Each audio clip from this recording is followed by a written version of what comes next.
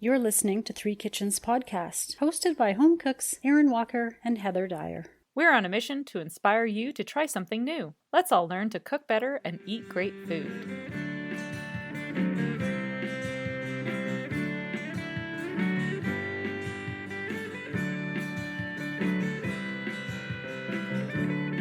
Okie dokie. You are now live, Heather. Don't do that. We're not going down that road. Oh, please, God, no. Welcome to this issue. It's not an issue. To this episode. And we have issues. I was just going to say. We have issues. This is an episode. Three Kitchens Podcast is where you are, everyone. You know that we may be having issues. There might be some slight technical difficulties here. It's all just with our brain. Yeah. I saw a little post on Threads from this podcast that we follow called Funny Medicine Podcast. Oh, yeah, right. And they said, did you know that every 10 years you basically replace your skeleton? You're a whole new you. I have no idea what that means. I have not listened or looked into it, but the first thing I thought is, I hope my new one has better knees. Like, could I put in a request? Yeah, exactly. Because I'm hitting could we prioritize some things? I'm hitting another decade and I would like a new skeleton. Did you get yours at your last? Ooh. You hit another decade recently too. Did you get a new skeleton? I feel like there were some defects in their instructions or something because the download didn't download. It didn't download properly. I'm still having some issues with connectivity issues. Oh God, yeah. I'm not holding out hope for that skeleton. I don't know what that means, but maybe if you listen to the Funny Medicine Podcast, they'll tell you. I have no idea. Just thought it was interesting. If only it was that good, right? Yeah.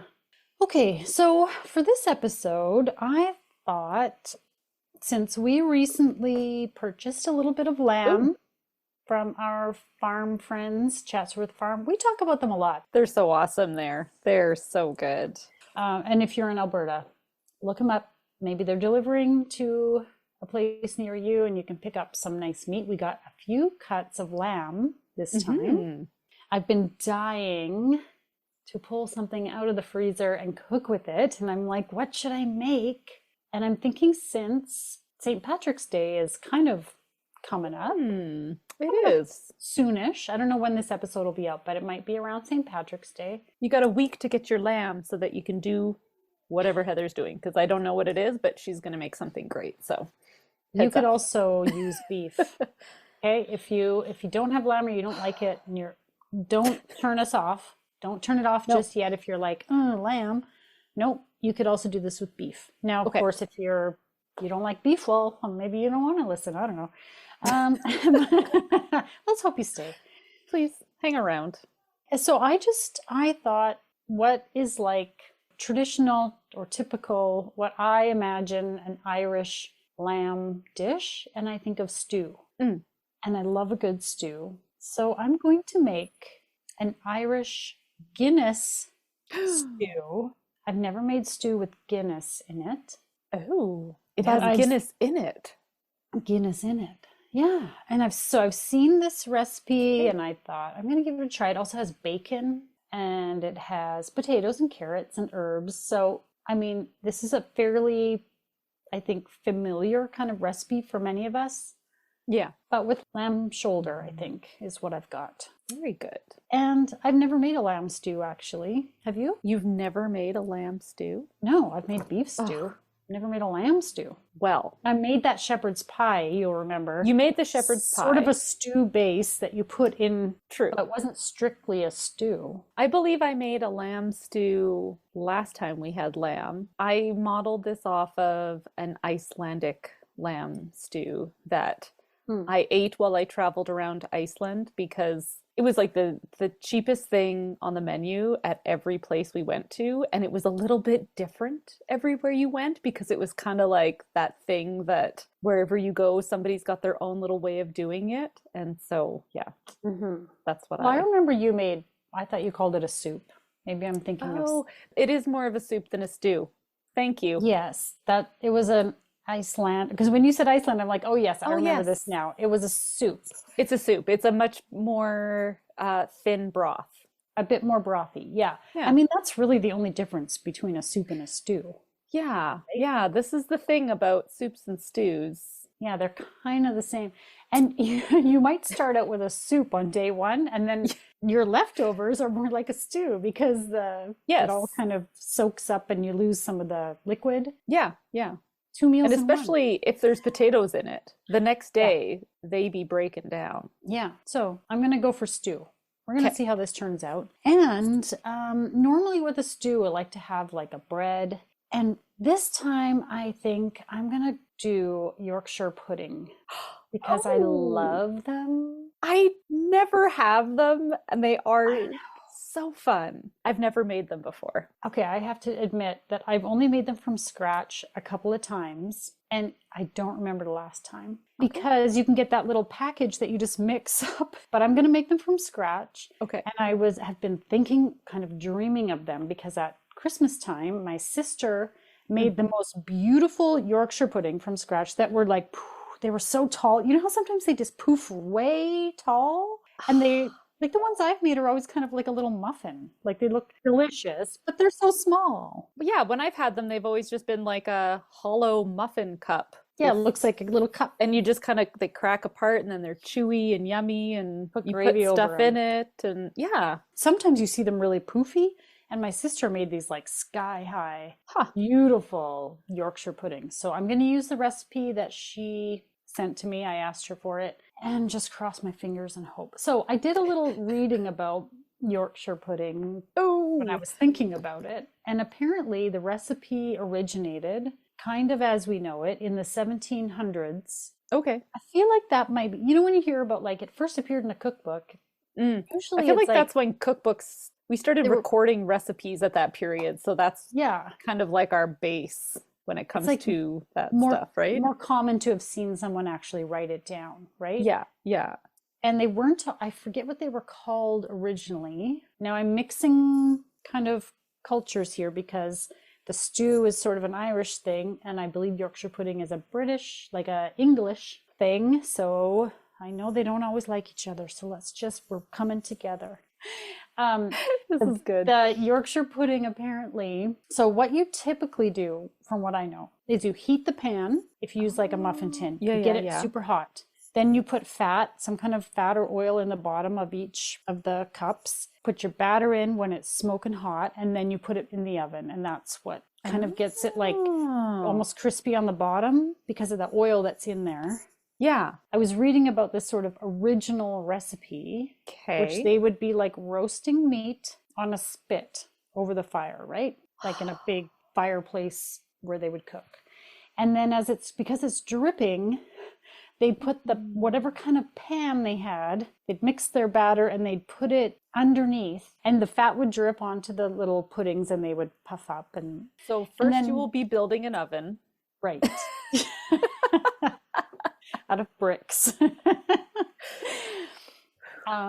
So I guess that's kind of the original recipes were they were like dripping buns, basically. They're made with drippings. So my experience has been to use some kind of oil in the tins, but now I'm thinking, when I'm thinking about this, this is where I want some input. How much kind of dripping-ish could I get when I sear my lamb to prep it for the stew? Do you think I could get How fatty is the Yeah. piece? I mean, I think it just all depends on what kind of piece you have. Yeah. If you have a piece that has a bunch of fat on it, you could cut that fat off and then render it so that you get more drippings specifically for your Is rendering just letting it fry? I think when you render fat, it's getting the oil out of the tissue. Okay. Let's go with I that. also, because this recipe has bacon in it, I think there will also be bacon, and I keep bacon fat. I always reserve Of it. course we do. And I've got it in my freezer. So if nothing else, I can use bacon fat in my Yorkshire pudding pan. How come we call so many things pudding that are breads? Can you answer that question? This is an English thing. I have no idea. Okay. We don't so much. No, it didn't make it across the pond to us. Yeah. But it's more like a cake. Remember the whole persimmon pudding? Well, this was the thing. Like we were expecting pudding and it was cake. Yeah. Yeah. Pudding is a misnomer in this one, yeah. Or we've changed the word pudding to mean the wrong thing. Maybe Jell-O scarred us. But there's also such a thing as like a custard, like a cooked pudding. So at some point, somebody took the word and changed it. Because I would imagine the pudding recipe from 1740 something is using the term in the way it was originally intended. Yeah, exactly. Although if you just called it pudding and didn't put the Yorkshire in front of it, you'd be like, what are you talking about? That's not a pudding. Nobody would know what you're talking about. As soon as you say Yorkshire pudding, we all know what that is. It's bread. As a child, I thought it was going to be like pudding, and I was always like, oh, well, I'll eat this. And it was good, but at first it was kind of disappointing to be like, you told me you were passing the pudding. What is this? Where's the pudding? I like pistachio pudding, please. Okay, so we're going to have Irish lamb stew and Yorkshire pudding. Stay tuned. Expecting a baby or planning for one? Birthing Magazine is here for you. Since 1997, Birthing Magazine has been Alberta's #1 trusted source for current, relevant information on pregnancy, birth, and parenting alternatives. Published 3 times a year by Birth Unlimited, a local non-profit, each issue is sharing inspiring birth stories, evidence-based research, and community events. From midwifery care and home birth to full-duration breastfeeding and attachment parenting and beyond, Birthing Magazine explores the options and alternatives that matter most to you. We believe empowered birth works not only for the child and the family, but also the world. Birthing Magazine. Take charge of your birth experience. Before we get into this delicious recipe that Heather cooked up and delivered for me, we would like to share with you that next week we will be participating in a fantastic event that is highlighting charities and nonprofits through the voice of podcasters. Our guest for the episode is the Community Kitchen Program of Calgary, a really amazing organization, and they are our charity that we have chosen to highlight and share with you. But more than 1,000 podcasts across the world are participating in Podcastathon. Yeah, stay tuned for next week and check out not only the charity that we're highlighting, but some of the great work that is being done and the fabulous podcasts who are taking their voice and their platform to help promote all this kind of positive work that's being done out in the world. Because we could all use a little positivity. Good feels all around. Oh, I love it. Podcastathon.org. Okay, so let's get in the zone. All right, we're talking about lamb stew made with Guinness. Wow. Right. Now, let's just say if you're familiar with stew, there's nothing different really about the method for making this. If you've made a stew, you can make this one. So I find getting everything ready is like probably the most work of this kind of recipe. It's just like chopping stuff up, cutting up all your meat if you're starting with a roast and cutting it into pieces, which I did, unless you buy it. Sometimes you can buy stew meat already cut up, which is nice. It is, but if you're looking to save on your meat purchase, buy a roast and chop it up and maybe freeze 2 portions of it or something, because you're definitely paying more per pound for somebody to chop up that meat and put it into the stew meat package. That's my tip. That's true. Good point. So you are going to begin with your large stock pot. This recipe makes a lot of stew. And heat some oil on medium-high heat and sprinkle your lamb that you've now cubed and cut up with salt and pepper. Okay. And put it in and move it around to just lightly brown it. This is how we're going to start this recipe. We're going to brown the lamb and take it out, set it to the side. Turn your heat down a little bit to medium, and now you're going to cook bacon, a whole pound of bacon. Okay, so you're going to render off the fat and kind of crisp your bacon a little bit. And take that out of the pot now. And it says here in the recipe, measure the bacon fat that is rendered. If you don't have a quarter cup, add enough oil to make the quarter cup and put that back into the pot. You know what? I just sort of eyeballed it. And I had, to my eyes, more than a quarter cup of bacon fat in my pot. So I actually took a little spoon. I spooned out probably a quarter cup out of there. And I set it aside because I wanted to use it for my Yorkshire pudding. So I set that aside. And I still had lots of bacon fat. I think a pound of bacon, unless I had particularly fatty bacon, I would imagine a pound of bacon produces more than a quarter cup of fat. I would guess. Most of the time, I would think. Anyway, I did not add any oil, but you could if you maybe had real lean bacon and you didn't have enough fat. All right, you're going to whisk in some flour to make a roux. If you're familiar with a French term, the roux. And you're just going to whisk and whisk and whisk. Keep that moving until it's a nice light brown color. Could take you 10 minutes. So if you feel like this isn't doing anything, keep going. And that's the most important part in making a roux, so that your flour doesn't taste starchy. Like when you add the liquid to it, it's all about cooking that flour in the high heat before you add in your liquid. Yeah, you want that flour and the fat to fully cook. You want that flour cooked. Yeah. And it takes a little bit longer than I always think it should. I'm like, it just kind of looks like whatever. And then it turns brown. You're like, oh yeah. You're like, hello. Hi. Okay, now we're going to deglaze with a full bottle. I had one of those large cans of Guinness. And scrape it all around, get all the bits, make sure that's all mixed together, and then put in beef stock. All the measurements and everything will be in the recipe. All right, now you've got some fresh herbs, which were, let me just go back up to remind myself. For sure there was rosemary in there. Yeah, because some of them get loose, and then you get them in your, between your teeth. That's okay. Sometimes. You just chew on them a little bit? I just fish them out, honestly. 3 fresh rosemary sprigs, 10 fresh thyme sprigs, 3 fresh sage sprigs. It's like a real tongue twister. And you're going to tie those together in a nice little bundle with some kitchen twine. What would you do? What do you usually do when you have to add dry? Because I always have dry on hand, not necessarily fresh. How do you kind of equate, or what's your way of equating fresh to dry and the measurements you use? Well, you know my style. Yeah, just toss them in. Okay. But make sure it's like, I would say make sure then it's ground. So you don't have like what we were just talking about, the big rosemary leaves. Like, I think you definitely want it to be more fine. And I think, don't they say that you need less of that than? So I make and I have no idea where this comes from. I've invented this, so trademarking it right here.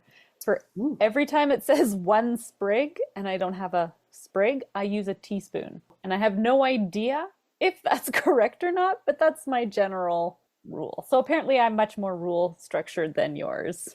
Well, I had a feeling you might. And that's why you were asking, because I just would toss some in there. We never know. Sometimes you surprise me. I especially bought fresh for this recipe because I didn't want to be that person who didn't know how to I didn't want to say, just toss some herbs into your pot, even though everyone listening knows that's how I cook. Yeah, okay. And there's nothing wrong with it either. I'll stand by that. No. All right, so you've got your roux, you've got your herbs ready to go, set aside, and you chopped onions and carrots. You chop it ahead of time. Don't wait until your roux is sitting in the pot and now you got to quickly chop some vegetables. Do not wait until your flour's browning, because then you're going to be doing the shit. Oh fuck. Off the stove, off the heat, everything stopped. No, don't do that. You might have to redo it, and then you miss out on all that fat and everything that you. That's a sad moment. Chop your veggies first. Do the mise en place, as they say. Have all your things chopped ready. I did ahead of time. I did all my veggies, Had my herbs tied, everything measured out, sitting. I had my broth ready to go. I had everything ready. I love doing that. Do you? I do. Yeah. It's very pleasing. It is satisfying to have it just like, look, oh, here, I need that. Here it is. It feels like you're Martha Stewart. You're like, and now my quarter cup of flour. And you just pick it up and put it in. You're not like, Oh no, where's the flour? Yeah. taking out the big giant bag. And yeah, no, you are Martha Stewart when you do it that way. Feels so good. Yes. Onions, carrots, and tomato paste you're going to be putting in at this point. Okay. Cook that down until the onions start to soften. Then you're adding some minced garlic, stirring that around. Now it says here too, if you prefer more crisp carrots when your stew is finished, wait and add them in at the end with the potatoes. I added them in earlier because I paused and I thought to myself, how do I prefer the carrots in my stew? And I realized I don't have a preference. It didn't bother me if the carrots were soft. Yeah. I don't know. Do you? I thought they were fantastic. I like when I have a stew, I kind of want things to be soft. And I think you want those carrots to really have a chance to soak up all the That flavors, too. right? I can see why you add the potatoes later because they cook faster and you don't really want them to turn to mush. And now we are putting in the beef stock and the lamb and the bacon goes back in and the little bundle of herbs and some salt and 2 bay leaves as well. Okay.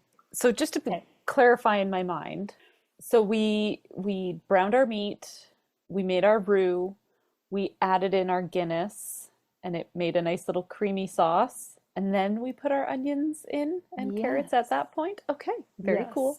Continue. Okay, so at this point, you're going to let it cook and bring the liquid to a boil.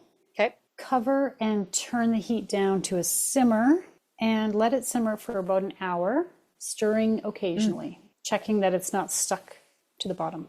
After that hour is when you add in your potatoes. Okay. And barley. You're putting in hulled barley into this stew. I love barley in a stew. It's so good. So good. Bring it back to a boil again and then reduce to a simmer again and let the potatoes and the barley cook for about 30 minutes. Okay. Take out your bay leaves and your big hunk of herbs and you're done. Taste. See if you want to add any different salt, pepper. It's a simple stew. And I think what brings out the flavor is the lamb. Like it's a slightly different flavor than making a beef stew. And maybe the Guinness. I don't know. The Guinness. Okay. I know nothing about Guinness. I don't either. That's why I was like, I knew it was in there. I can just taste that. I can taste that like brewed, yeasty, like a little bit fermented, of kind of grain flavor. Like that, that flavor's in there. You can taste it 100%. That's what sets this apart, I really think. Like lamb in stews is all good and fine, but that Guinness in there really makes it so much more complex. I really, yay. Yeah, I really enjoyed it, the whole thing. And it makes such a huge pot that if you wanted to... that's the best part. If you want to make it and put some of it in the freezer for later, you could pull it back out and probably when you reheat, add a bit more broth or even water to loosen it up, get a bit more liquid into it. Oh, it'd be so good. I didn't have any left to freeze because we ate and you ate. I can see that. We ate and ate and ate a lot. You just finished it just before we started recording. I split my serving into 2 because as soon as I opened it up and smelled it, I was like, oh, I can't eat this all at once. I'm going to need 2 days of this wonderfulness in my life. There's a lot. Oh, I forgot that I also added mushrooms in there. I had to mention that because they're not in the recipe. I was so excited about the mushrooms that you put in there too. I was like, oh, mushrooms is not a typical stew item. Were they canned or just whole mushrooms? Whole mushrooms that I just chopped. Yeah. And what stage did you add them in at? The potato stage or the onion stage? When did I throw them in there? Summon those memories. Put them in with the carrots. Okay. With the carrots. So onion at the Because beginning. I figured Yeah. that mushrooms can cook a long time and They they'll just can. keep sucking up all the good flavor. So, Yeah. and I Very kept my good. pieces large because I have a child who doesn't like mushrooms and I want him to be able to easily avoid them There you go. and not be like picky. No, having those nice big slices in there, I love mushrooms in this. That was a really good addition. I 5 love stars. mushrooms in stew. Yeah. Sometimes I even put canned mushrooms into I'm guilty stew. of putting canned mushrooms into my chili I like that too. just because they are a certain shape and size that I associate with chili. There's something about a canned mushroom. It gets so weird. It is kind of weird, right? Oh, they And are you wouldn't eat them. strange. Yeah, you wouldn't eat them on their own, or you wouldn't eat them really with almost anything else. No. And they've changed completely in everything. They don't look No. like like a mushroom that you've gotten off the farm. They do Yeah. not have the texture of a mushroom that you have picked. They do not Nope. have only their shape and the fact that they're called a mushroom. But yeah, they go in chili. Yeah, because they're weird. They are weird. They're very strange when they come out of a can. But yes, Yeah. Okay. Now, we must talk quickly, at least, about Yorkshire pudding, because that was Yeah. the other thing that I made to go with our stew. I thought they turned out great. Even though I got them a day late and had to reheat them, they still Did did they wonderful. reheat okay? Yeah, Well, you that's know, good.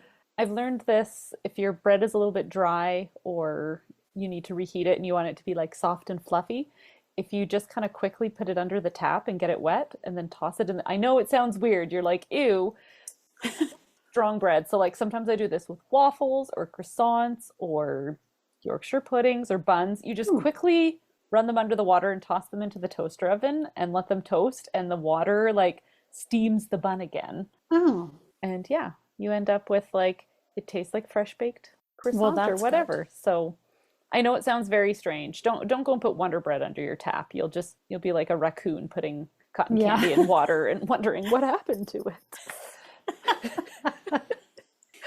So back to puddings. the puddings. I didn't feel like they puffed. I had higher hopes. Get it? Higher hopes for my puddings to rise bigger. They did not.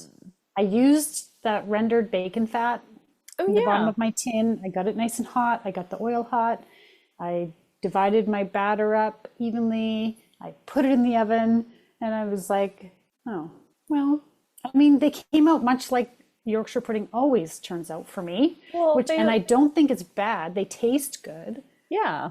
but I wanted them to get bigger. I kind of like when they're little collapsed pots. Little cup. They're like a little cup kind of. Yeah, it's like a hollowed out little muffin, and you put your little scoop of soup in there, and Yeah. I'm miming scooping soup and eating the muffin. I just wanted to see them get bigger. So essentially, Yorkshire pudding, what I've read is it's like equal amounts egg, milk, flour. Okay. And I think that's it. Hang on, let me double check. Oh, and oil. But the oil is for the pan, right? So if you are thinking of your recipe, you're putting the oil in the bottom of the pan. Remember that part? Okay. So how did you determine the volume of your egg? Yeah. We've gone there before, so why don't we bring that up? I know. So I tried weighing this Yeah. because I started with 100 grams of flour, 100 mils of milk. I don't know if that's exactly equal, but it looked equal-ish in my measuring cup. And then I think it was two large eggs. Okay, because I was Two. gonna say, like, is your ratio weight or volume or okay. Well, I'm no scientist. I can hardly do math. So I was like, well, and I've watched some videos and I've seen some ladies who have like a teacup and they do a cup, crack, cup. Like, Okay. literally, it's like we fill the same vessel. Okay, so as long as the volume of the stuff is the same. I guess. No, I'm certainly no authority here. So no, I think that sounds good. I welcome listeners who have mastered the Yorkshire pudding. We know baking and scales are good friends, And so that's why I was curious about your ratio. But if it's a volume ratio, that also works really good too, because if you know what those are, and that seems like a sensible one that's been passed on through many ages, is one that's, like you said, like a physical teacup. You have then it doesn't some matter sort what of you cup. have. Yeah. Yeah. You're evening it out. And it doesn't matter then if some of your eggs are bigger than other eggs. You're just cracking eggs until you've got enough volume, I guess. I mean, that sounds like a solid old-timey recipe. I like it. I'm good. I'll take it. And for the oil, you want enough oil to kind of fill the bottom of each little tin, like just enough. It's kind of like a teaspoon-ish. Okay. I didn't measure, but pour it until it kind of spreads enough to cover the whole bottom of the muffin tin. So, I don't know that I do know that I've not mastered the Yorkshire pudding. But I do think it goes great with a lamb stew. I think it went fantastic with the stew. I don't think you made a batter, you baked it in the tins. You didn't have to scrape them out with a fork because they stuck and you're crying. And I think it's perfectly good. I saw a photo not long ago where someone was holding 2 puddings, one in each hand, literally ginormous. They must have made them in a cast iron skillet or something. They were so big. It's how do you get that to happen? Yeah, well, that's not functional. Nobody can use a pudding that big. You cut it up or rip it apart, put it in the middle of the table, and everybody rip chunks off it and dip them in their stew. I don't need more reasons for my kids to be fighting with each other about who got how much. Oh, you each get your muffin tin of pudding and you zip it and eat your food. I guess. It's much more practical to make them in the little muffin tins and have them at the table like they were. So I suppose that's true. Easier to reheat later too when you need to just toss it under the sink and under the tap. How do you put that whole big thing under the tap and then put it in the oven to warm it up? Dip in your dishwater, shake it off. No, don't do that. No. Not recommended. No. Okay. Delicious. Well, I'm glad that you like the stew. I did too. I'm going to give it, out of the 5 Heather Noggins, maybe I'll have to take a new photo with my You're going to have to put that hat in there. Mm-hmm. Yeah. I'm going to give it a 4 out of 5. All right. Love it. And now for the fine print. Links to recipes and other things we talked about in this episode can be found in the show notes or on our website, www.threekitchenspodcast.com. Come say hello on Instagram, Facebook, Threads, YouTube, and TikTok. We'd love to connect. And if you enjoy the show, pass it on. Word of mouth is the #1 way people learn about new podcasts. Thank you so much for listening. We're new to the visuals here. Give us a break, everybody. Where'd your road go? Yeah.